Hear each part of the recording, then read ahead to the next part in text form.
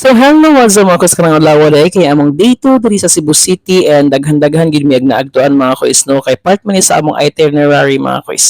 Mao diri dapita mga kuis nang prepare namin diri sa hotel kay mag prepare na for breakfast mga kuis no kay mga ano mi kay mo proceed na mi sa next ang adtuan na mo today mga kuis.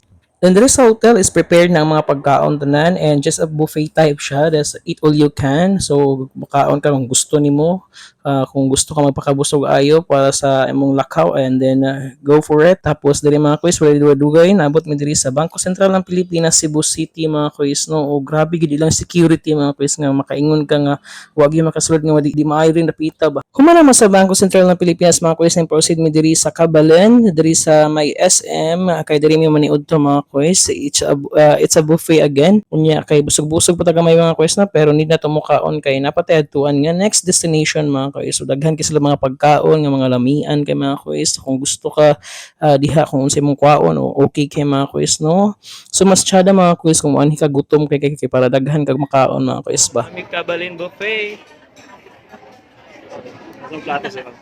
Unya basta mga buffet gani mga kuis ay birada ta diha no kung unsay gusto nato kuha lang ta diha kung unsay gusto nato makaon masulod sa tuntian mga kuis. Ang importante mahurot ni muna para dili ka charge ba. So pag humana mo diri sa Kawalan mga kuis ning proceed mo diri sa Magellan's Cross diri sa Cebu City kung asa pod na located ang City Hall of Cebu mga kuis no.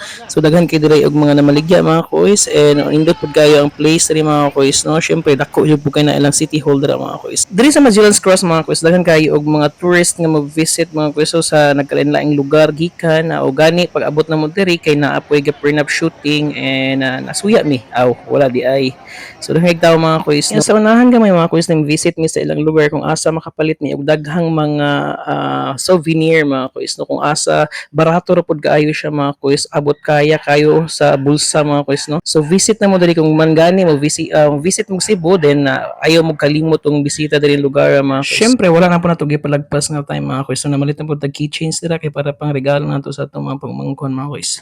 O syempre dili lang keychains atong gipalit mga kuis kay pilan po nato na diha mga pagkaon nga masima-sima nato kung nato sa barko o marigalo nato sa akong mga papa mga kuis no. Pag human mo pamalit og pasalubong mga kuis naabot mi diri sa ePerformax isa ni siya ka company nga BPO which is diri mi gi-tour mga kuis kay maghatag sila o gamay nga knowledge about what is BPO o gi-lecture na mi diri mga kuis ning proceed mi diri o gisugat mi aning HR manager mga kuis nga taga Ozamis or taga Misamis Occidental ra pud siya mga kuis no. So grabe gid pud ang iyang pag-impart og knowledge ang mga kuis ug pa-encourage especially kay we are graduating students man mga kuis no. After na mga kuis ning proceed mi diri sa Ayala Mall tapos diri mi manihapon mga kuis no. So nami diri sa Jonias nga isa ka kan-anan sikat pa na siya mga kuis og lamian pud kayong ilang mga pagkaon mga kuis og grabe pud kanindot ang view nga makita nimo while nag-enjoy mo dira nga nangaon mga kuis sa imong mga barkada or pamilya baka mga kuis no. So ayos jud kayo. Syempre mga kuis only rice na siya tapos lami pud kay ng mga pagkaon mga kuis no. Pero dili na to na mahurot ang rice nila kay daghan jud kayo pero lami gyud siya mga kuis busog pud kayo ka.